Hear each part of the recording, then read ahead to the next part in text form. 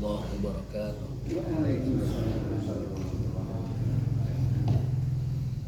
Alhamdulillahirabbil alamin wa bihi nasta'inu ala umuri dunya waddin. Asyhadu an la ilaha illallah wahdahu la syarika lah wa asyhadu anna Muhammadan abduhu wa rasuluhu wa la nabiyya ba'dah. Addal amanah wa ballagha risalah wa nasaha al-ummah wa jahada fillahi haqqa jihadi hatta atahul yaqin. Tarakana 'alal mahajjatil bayda lailuha kanahariha la yazigu anha illa halik. Allahumma shalli wa sallim ala nabiyyina Muhammadin wa alihi wa sahbihi wa sallim. Allahumma subhanaka la ilma lana illa ma 'allamtana wa 'allimna ma yanfa'una wa zidna ilman. Allahumma rabbana atina fid dunya hasanah wa fil akhirati hasanah wa qina adzabannar. Wa adkhilnal jannata ma'al abrar ya azza wa jalla ya rabbal alamin.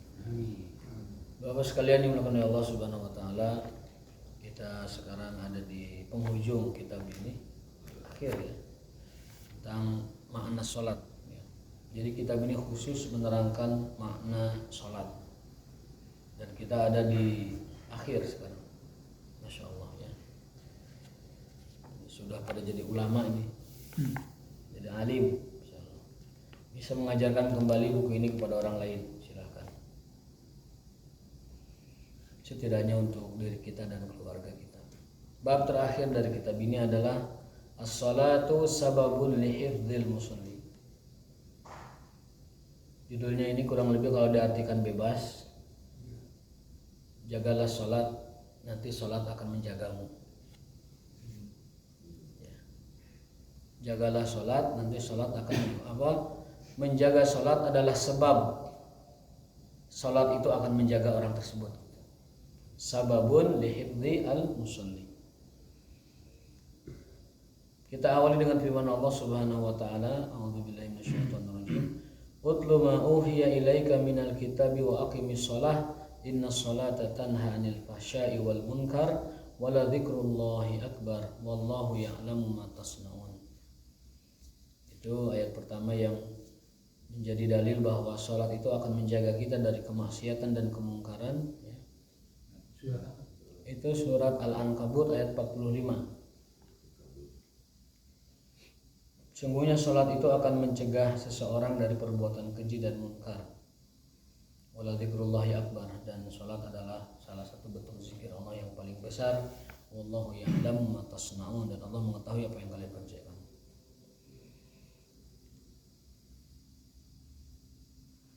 Ayat yang kedua adalah innal ladzina amanu wa 'amilus sholihati wa aqamus shalah wa atuz zakah lahum ajruhum inda rabbihim wa la khaufun 'alaihim wa lahum yahzanun. Surat Al-Baqarah ayat 277. Di sini Allah berjanji bahwa Allah akan memberikan jaminan keamanan, jaminan keselamatan, jaminan perlindungan bagi orang yang menjaga sholatnya, serta memberikan adamul khauf inda hulul ahwal yaumul qiyamah. Juga bukan hanya penjagaan, perlindungan dan keselamatan di dunia, tetapi juga di akhirat. Bal tajiduhum farihina bima atahumullah minan na'imil muqim. Orang-orang yang menjaga salat kelak di akhirat, mereka tidak akan ada sedikit pun ketakutan dan sedikit pun kesedihan. Falahum yahzanun, tidak ada sedih dan tidak ada takut. Orang-orang yang selalu menjaga salat. Ala maladzatid dunya lima ra'auhum min fadli rabbihim. Bahkan mereka sudah merasa cukup, ada salat saja di dunia itu sudah cukup.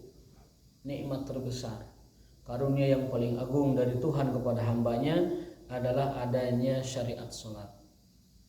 Bahkan dalam suatu asar, Umar bin Khattab mengatakan, kalau bukan karena salat, aku tidak betah tinggal di dunia.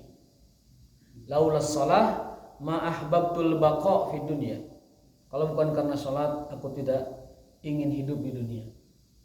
Itulah orang-orang soleh, menjadikan salat itu sebagai anugerah terbesar, anugerah teragung, anugerah terindah dari Tuhannya. Umar bin Khattab.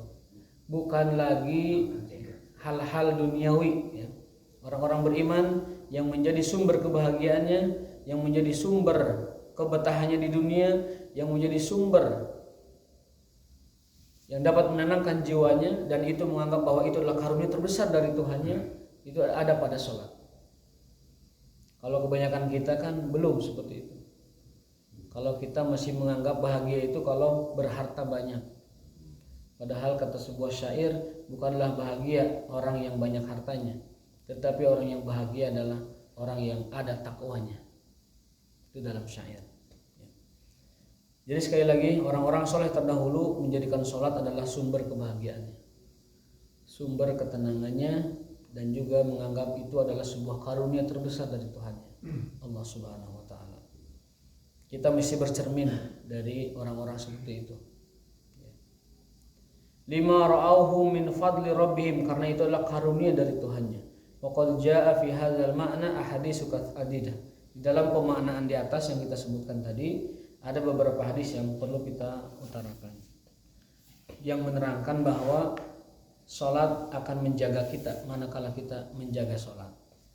Yang pertama, al-musalli yakunu fi dhamanatillahi ta'ala, bahwa orang yang melakukan sholat terutama berjamaah, maka dia ada di dalam jaminan. Dhaman itu jaminan, jamin, domin, mirip ya, jadi diserap oleh bahasa Indonesia. Domin, jamin. Dia ada di dalam domin, ada dalam domanah Allah Subhanahu wa Ta'ala. Sebagaimana itu disebutkan dalam hadis Abi Umamah Al-Bahili radhiyallahu ta'ala anhu, bahwasanya Rasulullah SAW bersabda, salasun kulluhum dominun Allah. Ada 3 orang yang berada di dalam jaminan dan garansi Allah Subhanahu wa Ta'ala, perlindungan, keamanan Allah Subhanahu. Suaka bahasa orang nama Allah Subhanahu wa Ta'ala. Yang pertama, rajulun kharaja ghaziyan fi sabilillah, yaitu orang yang pergi berjihad di jalan Allah. Fahuwa dhamin 'ala Allah hatta yatawaffah, maka dia ada di dalam jaminan Allah sampai dia meninggal dunia sebagai syahid. Fayadkhuluhul jannah, dia akan dimasukkan ke dalam surga. Au yarudduhu bimanala min ajrin wa ghanimah, atau pulang kepada keluarganya dengan ghanimah dan kemenangan, pahala ghanimah dan kemenangan. Dia orang yang pergi berjihad fisabilillah, kemungkinannya 2. Dia ada dalam jaminan Allah kemudian mati sebagai syahid, atau dia ada dalam jaminan Allah lalu mendapatkan ghanimah, pahala dan juga kemenangan dalam peperangan tersebut. Yang kedua, warajulun rahin ilal masjid. Nah, ini orang yang berada dalam jaminan Allah. Yang kedua adalah orang yang pergi ke masjid. Fahuwa dhamin 'ala Allah hatta yatawaffah wa yudkhiluhul jannah aw yuradduhu bimanala min ajrin wa ghanimah. Orang yang berangkat ke masjid, maka di jalannya itu dia adalah statusnya dalam jaminan Allah, dalam perlindungan Allah, dalam garansi Allah sampai dia mati. Misalkan mati di jalan menuju masjid, mati di rumah setelah pulang dari masjid, maka dia ada di dalam genggaman Allah, jaminan Allah, dimasukkan ke dalam surga. Atau kalau tidak mati, fayadkhulul jannah aw yaruddu bimanala min ajrin wa ghanimah, dia kembali kepada keluarganya dengan pahala yang besar dan keuntungan yang berlipat ganda. Itu yang kedua, orang yang pergi ke masjid.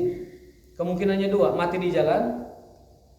Yang kedua, dia pulang dengan pahala yang besar kepada keluarganya.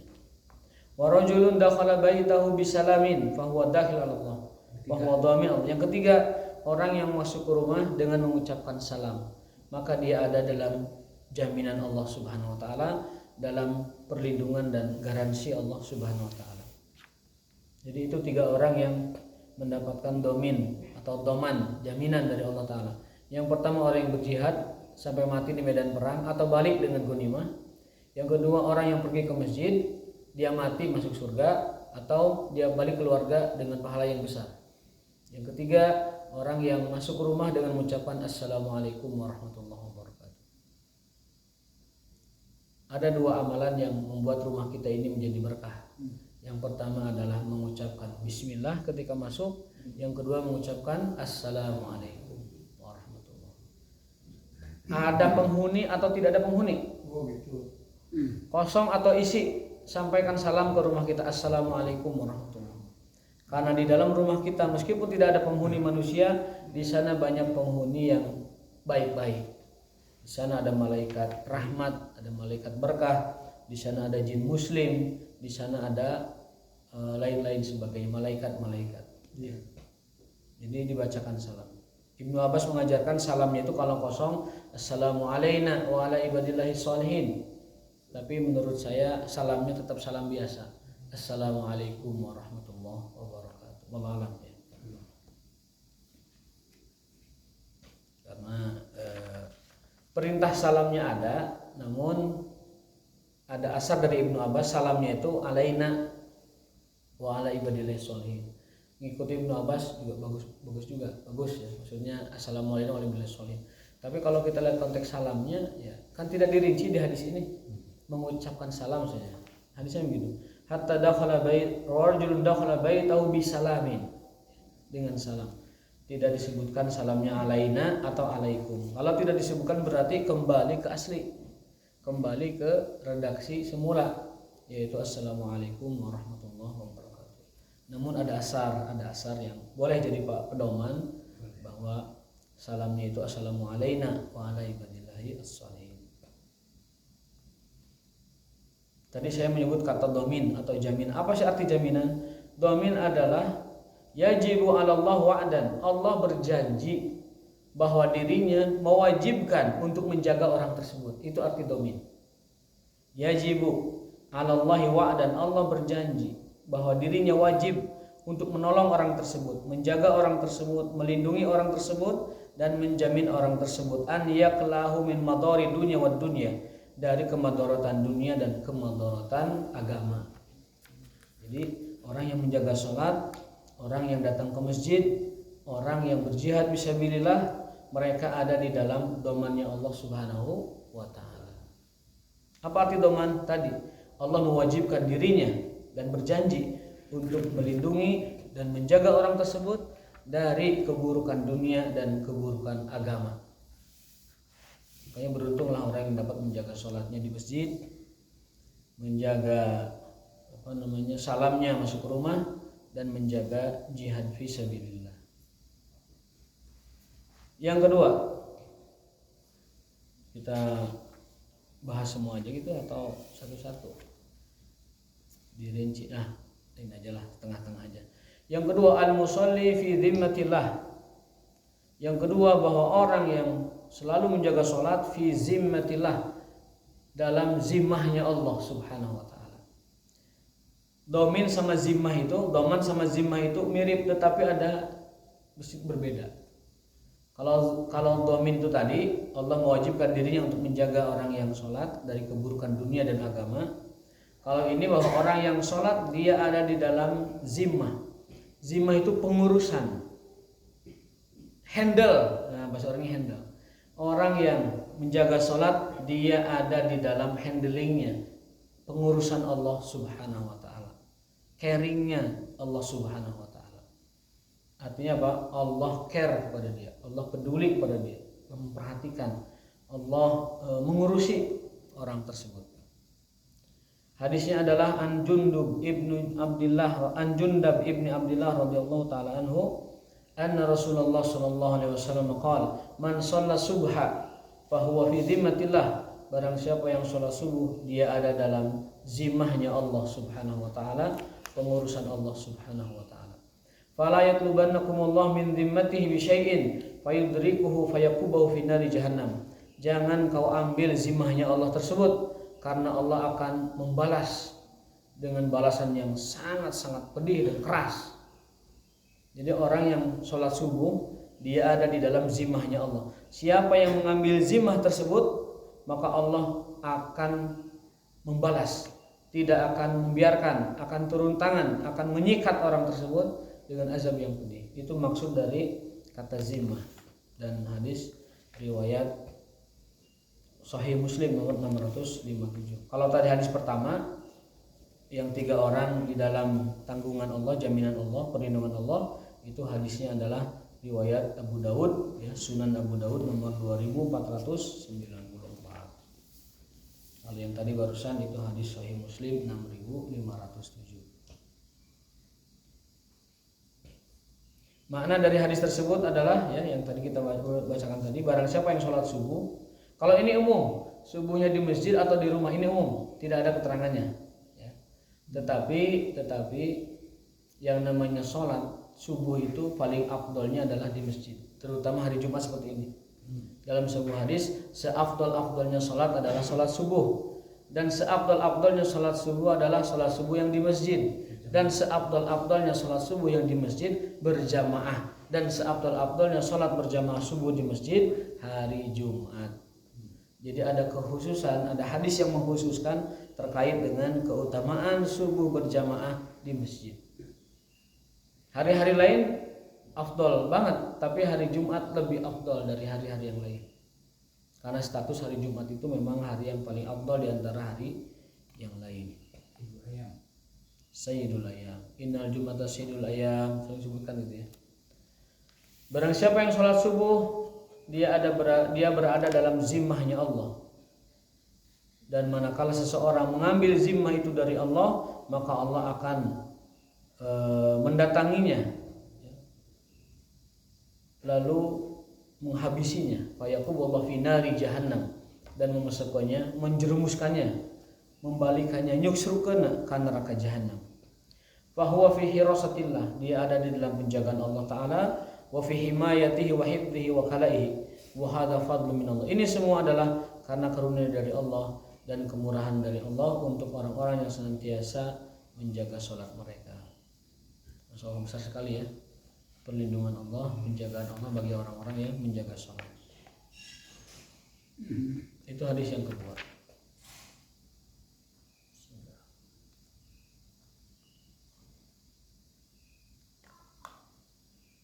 Lalu hadis yang ketiga,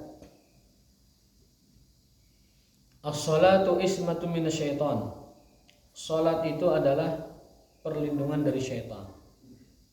Ismah itu perlindungan, penjagaan. Makanya ada orang maksum, kan? Maksum itu dijaga. Dari kata asoma yaksimu, isim maf'ulnya maksum, masdarnya ismatun. Artinya salat adalah penjagaan dari Allah dari syaitan. Ma min salah, hadisnya ma min salasatin fi qaryatin, tidaklah tiga orang ya. Tidaklah tiga orang fi qaryatin, pada sebuah desa atau kampung atau dusun atau RT atau RW, wala badwin atau pegunungan tertentu, la tuqamu fihi shalah, tidak diadakan salat di dalamnya, illa stahwadza alaihim syaitan, kecuali syaitan akan istahwadza, menguasai mereka. Jadi tidak ada RT, dusun, RW, desa ataupun lain sebagainya segala macam ya. Kalau tidak ditegakkan sholat berjamaah di situ, kecuali Allah akan membiarkan syaitan itu menguasai kampung tersebut. Maka kampung nu teu aya sholatna keung. Kampung nu teu aya sholatna itu seperti kampung yang dikuasai oleh syaitan.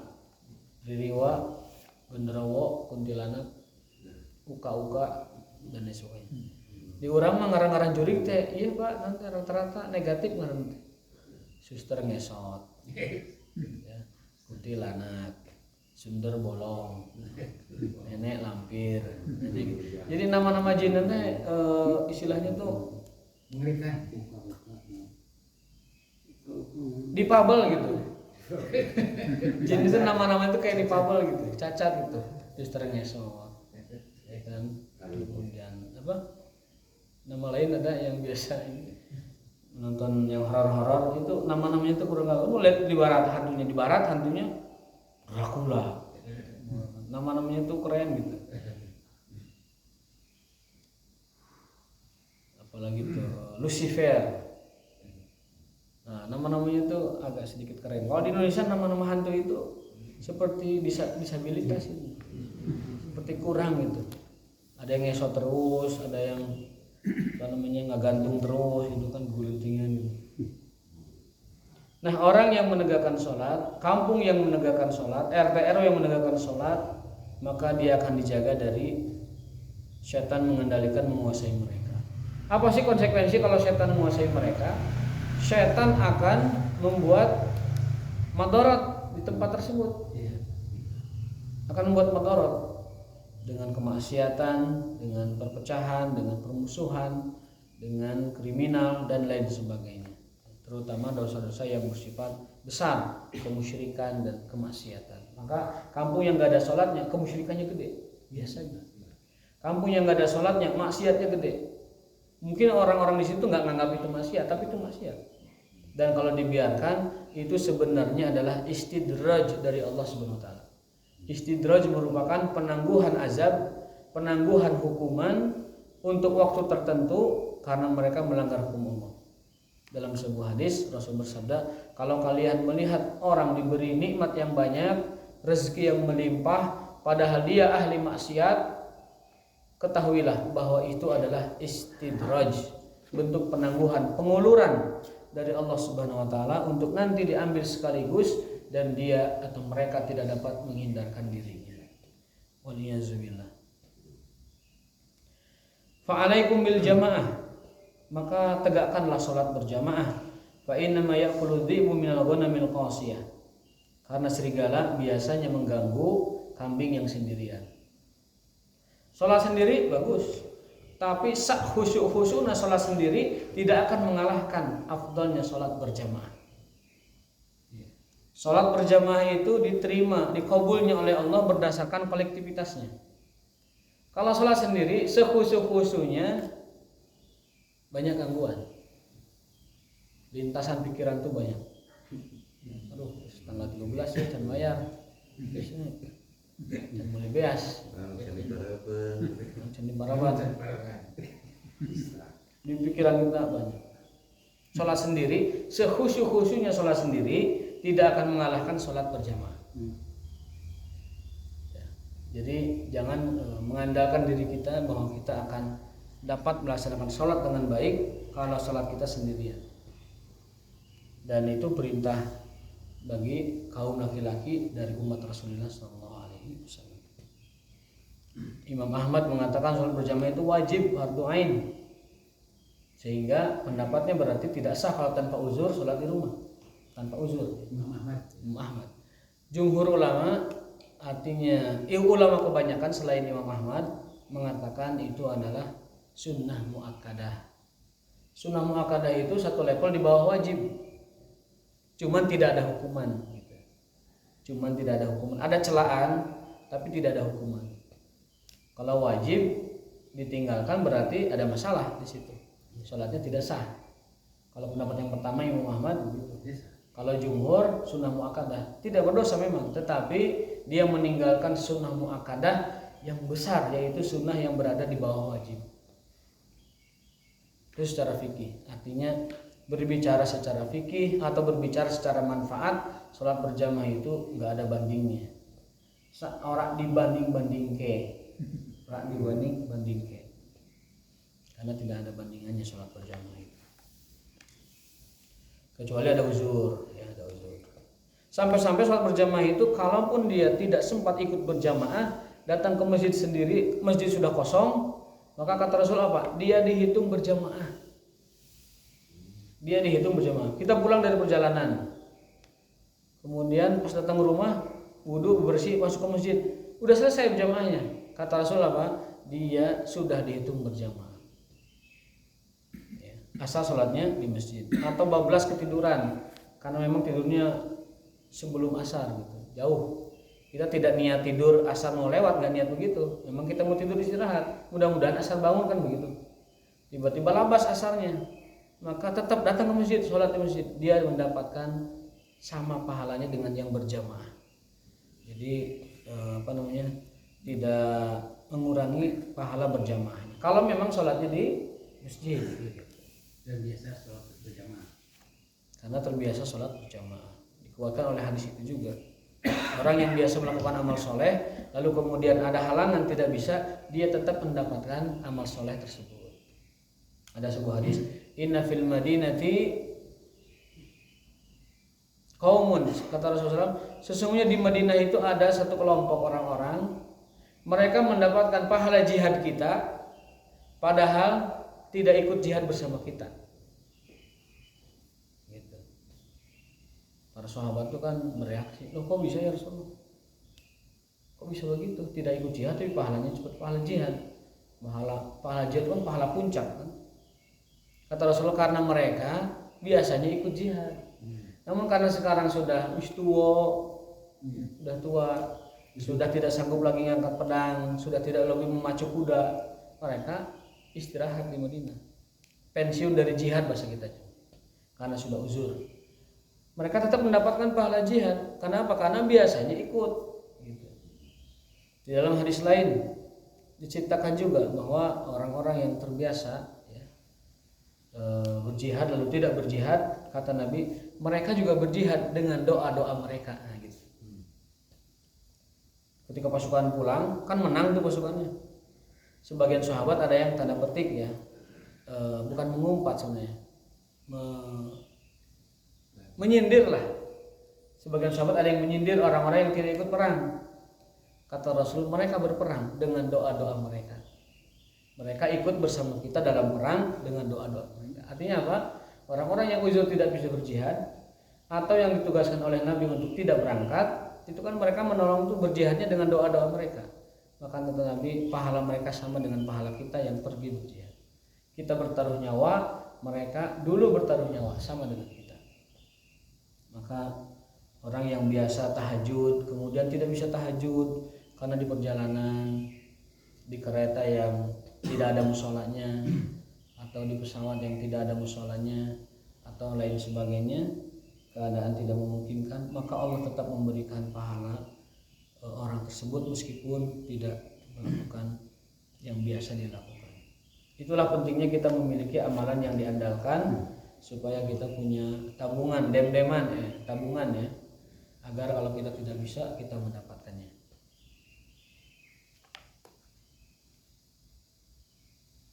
Qala Ibnu Qayyim rahimahullahu taala, tallahi ma'ada alaikal. Ibnu Qayyim mengatakan dalam kitabnya, dan beliau sedang menjelaskan hadis yang tadi kita baca ya.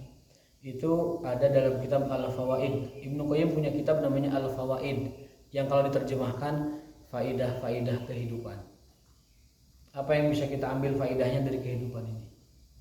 Ibnu Qayyim menuliskan dalam kitab Fawaid halaman 68 menjelaskan hadis yang baru kita baca, bahwa setan itu tidak akan betah dan tidak akan mau tinggal di perkampungan, dusun, RT, RW, desa yang di sana ada sholat berjamaahnya. Makanya itu secara rumus sosial sangat-sangat berhubungan. Kampung yang di dalamnya sholat berjamaahnya ketat, tidak akan masuk rentenir dan riba ke situ. Tidak akan masuk kemusyrikan ke situ. Tidak akan masuk kemaksiatan ke situ. Kampung yang menjaga berjamaahnya dengan baik, masyarakatnya semuanya konsisten berjamaah demi Allah, kata Ibnu Qayyim. Mereka tidak akan dipengaruhi oleh setan. Tidak akan kabita ku rentenir, ku riba, bang emok jeung sajabana, kosipa jeung sajabana. Tidak akan masuk judi online dan sajabana turunan-turunannya dan CS-CS-nya. Tidak akan masuk kemaksiatan, khamr, zina dan lain sebagainya, karena masyarakatnya kompak berjamaah di masjid itu. Jadi Ibnu Qayyim bersumpah demi Allah, kalau ada kampung mengamalkan hadis ini, dia semua warganya kompak berjamaah, dia tidak akan dimasuki oleh setan.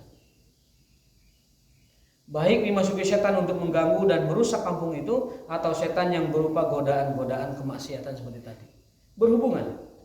Tapi kalau kampung itu caweran berjamaahnya, subuh limaan, subuh tiluan, subuh kadang duaan imam na eta, muadin na eta, komat na ge eta, makmum na budak na, dak letik sedikit. Ada kampung seperti itu, masjidnya.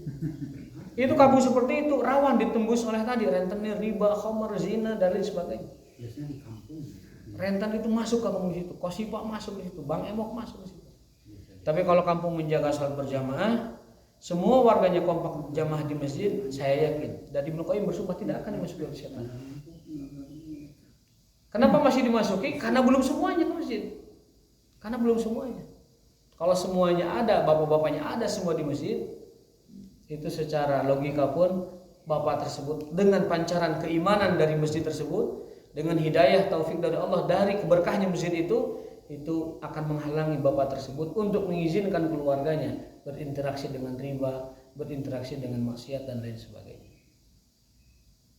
Itu makna dari hadis tersebut, bahwa suatu kaum apabila menegakkan berjamaah, maka syaitan akan istahwadha alam syaitan tidak akan menguasai kampung tersebut, tidak bisa menguasai kampung tersebut. Sebaliknya, kalau di tempat tersebut tidak kompak berjamaahnya, maka syaitan masih punya celah untuk masuk ke situ dan ngobrak-abrik baik akidahnya, akhlaknya, muamalahnya ataupun lain-lain sebagainya. Jadilah setelah itu kampungnya menjadi kampung yang tidak diberkahi oleh Allah Subhanahu wa taala. Kalau ada seperti itu, segera pindah cari rumah lain yang lebih mendatangkan ketentraman dan keberkahan. Kata Ibnu Qayyim rahimahullah taala, sesungguhnya setan itu ketika dia berhadapan dengan orang yang sholat, bukan setan itu sebenarnya mengurangi kekuatan atau godaannya, bukan. Tapi apa? Walakinnal hafiz a'rad wa ahdan. Tetapi Allah yang menjaganya lebih kuat dari setan. Kalau ada setan kalah dari kita, setan tidak sanggup menggoda kita, setan tidak dapat membahayakan kita, tidak dapat menyerang kita, tidak dapat membunuh kita bahkan, itu bukan setannya yang lemah. Bukan setannya yang turun kekuatannya, bukan. Tapi karena kita dijaga oleh Allah yang maha kuat. Iblis itu Pak, jin, setan, itu kuat sekali. Mereka melihat kita, kita tidak melihat dia. Kapanpun dia bisa nakal kita. Kapanpun dia bisa merusak saraf kita, gelo ya orang teh. Kapanpun dia bisa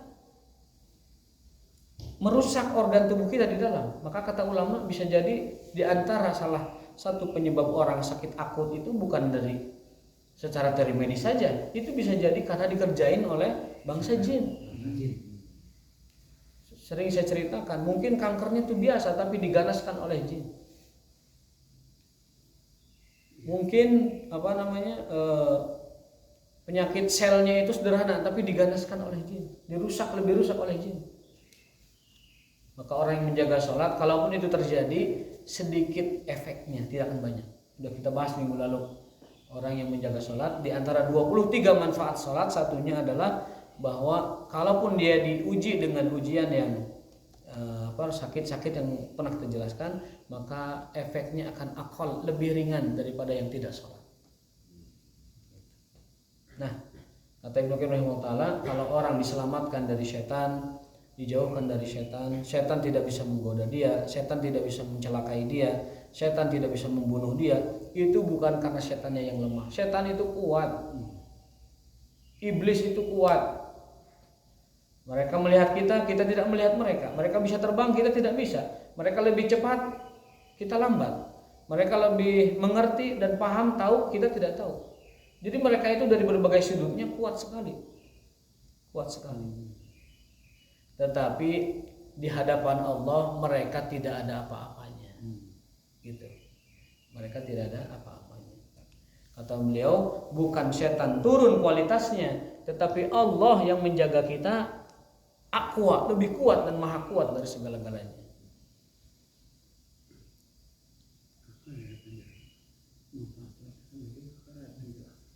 Ini juga fala yazalu bika hatta yukhrijuka minal masjid asdaqu fil talab wa qad ja'at kal maunata. Itu adalah maunah Allah kepada kita.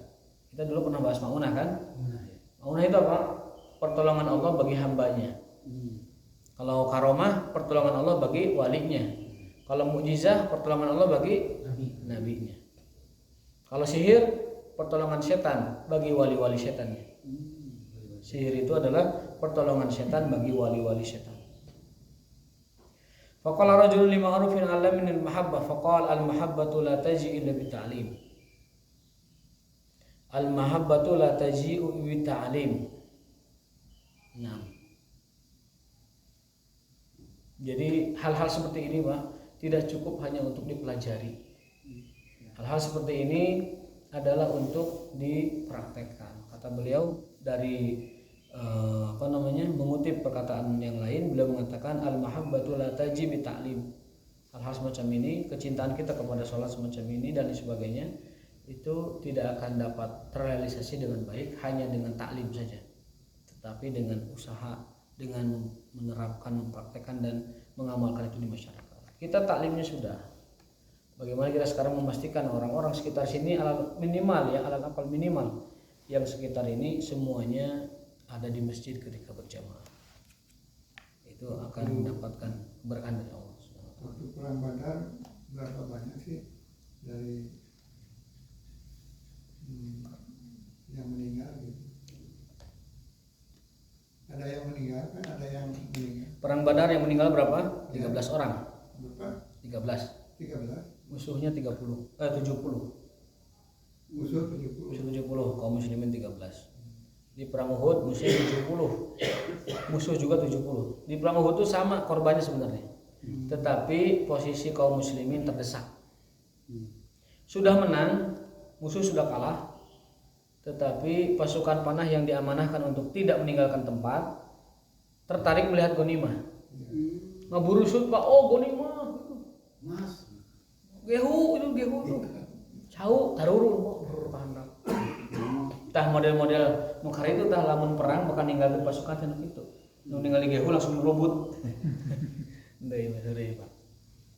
Ketika umat Islam sudah menang di perang Uhud, Rasul kan berpesan sebelumnya, la tatrakunnal wadid, jangan pernah kau tinggalkan itu bukit apapun kondisinya, apapun kondisi. Ada itunya. Seolah Rasul sudah dikasih tahu dalam firasat beliau, seolah-olah dikasih tahu oleh Allah Ta'ala bahwa lihat malaikat ya, bahwa itu bukit seolah-olah akan ditinggalkan gitu. Karena ada kata begitu, la tatruk, jangan kalian tinggalkan bukit itu apapun kondisinya. Itu pasukan panah ya. Pasukan panah, rumat itu pasukan panah. Ketika kaum muslim menang, itu Khalid masih kafir, belum. Lalu pasukan Islam yang berada di bukit itu pemanah turun, kecuali Jabir bin Abdullah komandannya. Pasukan mah turun berusut ke handap gonimah teh emas, perak, perhiasan-perhiasan, makanan ya. Luar biasa. Akhirnya Khalid bin Walid karena beliau itu cerdas, sebelum Islam cerdas, setelah Islam juga cerdas, balik ke bukit gunung, muter. Ini lagi berperang, pasukan Khalid ke sini, bawa pasukan ke belakang. Dibunuhin itu, dibunuh yang satu orang itu, Jabir itu. Tidak bisa melawan, satu lawan banyak kan gimana? Menyerang situ ke bawah. Menyerang ke bawah dan kalah kaum muslimin. Rasul sampai terdesak ke sebuah membesar orang celah gua. Dijaga oleh Nusaibah ditombak oleh orang Quraisy sampai seperti landak badannya itu. Dalam sebuah riwayat, Nusaibah ibu-ibu menjaga Rasul agar tidak kena panah, itu badannya seperti landak, tombak fungkul. Namanya Nusaibah. Perempuan itu asalnya ikut jihad itu untuk mengobati luka, untuk mengobati korban-korban perang. Tetapi kalau kondisi seperti itu kan tidak bisa lagi, maka mau tidak mau harus terjun berperang langsung dan ikut dengan pasukan. Rasul sampai patah giginya, sampai berdarah keningnya. Nah itulah perjuangan. Allah melihat perjuangannya, Allah memerintahkan berjihadnya.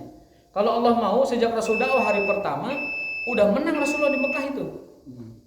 Kalau Rasul mau, ya Allah menangkanlah Islam hari ini, bisa aja. Tapi Allah tidak menghendaki begitu. Allah menghendaki Rasul dan umatnya nanti berjuang menegakkan agama. Disitulah letak pahalanya, disitulah syahidnya, disitulah jihadnya, disitulah nilainya. Kalau sekadar menang saja, Allah berfirman, "Lau sya'allah lahadanna sejami'an." Andaikan Allah mau, semua penduduk dunia dapat hidayah. Detik ini kalau Allah mau, semuanya masuk Islam bisa. Tetapi Allah tidak menginginkan seperti itu, kecuali datang dalam sunnatullahnya, dalam hukum alamnya. Mesti ada dakwah, mesti ada proses dan lain sebagainya. Jadi Allah memberi pahala pada prosesnya, dan pada akhirnya bisa memenangkan saat ini atau bisa dimenangkan saat yang lain. Ustaz, Ya, maaf boleh interupsi? boleh. Punten para sesepuh gitu ya. Enggak. Saya tuh ini terlepas dari tentang masalah sholat. Ya. Saya ada satu pertanyaan yang memang bukan pertanyaan, saya di hati itu mesti ragu. Jadi begini, saya keseharian itu kan mencari nafkah dengan ojek lah ya. Betul. Nah, dengan ojek. Terus yang kedua, saya itu musisi. Ya. Musisi yang notabene-nya main di tempat-tempat, di kafe, Ya. kadang-kadang restoran dan lain-lain gitu ya. Nah, yang saya tanyakan kan kadang-kadang kalau di kafe ini ya, kita berdekatan dengan maksiat ya, kayak minuman keras dan kayak gitu. Nah, saya sudah coba sebenarnya di pekerjaan yang satu lagi, yaitu di sehari-hari di Grab, cuman penghasilannya tidak cukup. Dan saya memang sudah lama nyanyi di maksudnya bekerja di kafe gitu kan. Nah, pertanyaan saya, apakah walaupun saya tidak gitu ya, tidak ikut minum, tapi tidak ikut maksiat lah gitu, tapi apakah pekerjaan saya ini halal atau tidak, gitu. Itu yang jadi maaf Kaparasi sepuh gitunya ini. Saya punya ini gitu, satu pertanyaan unek-unek gitu ya. Jadi saya pengen lepas, tapi inilah yang saya bisa, gitu. Jadi yang menambah keuangan saya selain dari Gojek, justru inilah yang lumayan lah gitu istilahnya. Cuman ya itu tadi, saya juga kan mulai sempat sakit, saya udah capek lah gitu ya. Jadi cuman kan berdekatan dengan bersinggungan dan maksiat itu yang saya. Nah, mencari uang di musik itu bagaimana hukumnya? Baik, yang pertama tentang sholatnya. Sholat itu apapun situasi kondisinya, di titik apapun kita sekarang, sholat itu tetap harus dijaga. Apapun kondisinya, mau kita ahli maksiat, mau kita ahli dosa, mau kita ahli kriminal sekalipun, auzubillah, sholat tetap dijaga. Karena sholat akan menjaga kita dari maksiat yang lebih besar dari itu. Sholat menjaga kita dari maksiat yang lebih besar dari yang sudah kita lakukan. Tetap dijaga. Yang kedua, berprofesi di bidang tersebut memang sebaiknya memang ditinggalkan. Dan alhamdulillah tadi kita mendengar Syekh Akang tadi tidak terlibat, tidak ikutlah dalam mengkonsumsi hal semacam itu. Tetapi dosanya dari arah mana? Dosanya itu kita berta'awun, kita bekerja sama terjadinya hal seperti itu. Sementara Allah berfirman dalam Al-Quran yang artinya tolong menolonglah kalian, kerjasamalah dalam kebaikan dan takwa, dan jangan tolong menolong dalam dosa dan kemaksiatan. Itu idealnya. Jadi sebaiknya profesinya beralih ke yang lebih halal. Tetapi kondisi tadi kan belum ideal kan, masih ada kebutuhan rumah yang belum bisa dicukupi kecuali dengan cara seperti itu. Ada sebuah hadis yang menjadi motivasi buat kita. Rasul SAW berkali-kali bersabda, "Man taraka haraman lillahi awadahullah bi khairi minhu." Barang siapa yang meninggalkan yang haram, niatnya benar-benar karena Allah, pasti Allah akan gantikan yang halal, yang lebih halal dari dia. Bahkan lebih baik dari itu. Hadisnya banyak. Barang siapa yang meninggalkan sesuatu yang haram, niatnya karena Allah, betul-betul totalitas kecintaan kita kepada Allah dan ketundukan kita kepada Allah, maka Rasul berjanji, demi Allah berjanji, Allah akan menggantikan sesuatu yang lebih baik dan lebih halal dari itu. Silakan direnungkan hadis itu. Tetapi kalau kondisi kita belum bisa, ya, memang benar-benar keluarga darurat, tidak akan bisa makan kecuali dari situ, ya apa boleh buat. Kalau kita bicara hukum darurat, berarti keluar dari kaidah umum. Keluar dari kaidah umum. Berarti apa? Ya selama keluarga belum bisa memenuhi kebutuhan dasar, diantaranya makan, minum dan lain sebagainya, yang dasar ya, yang dasar. Mudah-mudahan pekerjaan seperti itu masuk kategori darurat. Tetapi saya boleh sarankan, sedarurat apa sih kita masih tetap ada di tempat itu? Sedarurat apa? Kalau darurat itu untuk makan anak istri, itu darurat. Tapi kita harus memikirkan dengan bijak, apakah saya akan terus menerus sampai anak saya dewasa dikasih makan dari penghasilan kita bermusik di kafe yang di dalamnya ada khamr, ada maksiat dan lain sebagainya. ada wanita, ada perzinahan di situ, ada minuman keras. Itu nurani kita ditanya. Makanya Rasul kalau ditanya itu kadang sering-sering tidak menjawab jawabannya, tapi Rasul mengatakan istafti qalbak, minta fatwalah pada hatimu. Tanyakan nuranimu. Kadang begitu larinya. Kenapa? Karena tidak semua pertanyaan dapat dijawab dengan A, B, hitam putih, tidak bisa. Seperti tadi saya akan secara hukum umum begitu, tapi secara hukum khusus bahwa itu sumber pendapatan bisa dikatakan satu-satunya untuk menghidupi keluarga, yaitu kaidah tersebut yang tadi umum tadi tidak boleh tersebut tidak berlaku karena ada kedaruratan. Namun yang saya ingin sampaikan tadi aja, sedarurat apakah sampai kita masih memberi makan anak istri dalam wallahu a'lam bishawab. Mudah-mudahan Allah memberikan solusi, memberikan jalan keluar kesehatan, dan kita doakan mudah-mudahan Allah memberikan kelapangan rezeki dan keluasan rezeki pada akan tersebut. Amin ya rabbal alamin. Baik, kita cukupkan pengajian kita hari ini. Mudah-mudahan Allah memberikan tambahan hidayah, tambahan semangat untuk menunaikan. Masih ada 3 lagi sholat menjaga kita, 3 poin lagi, tapi kita cicil untuk minggu depan. Wassalamualaikum warahmatullahi wabarakatuh.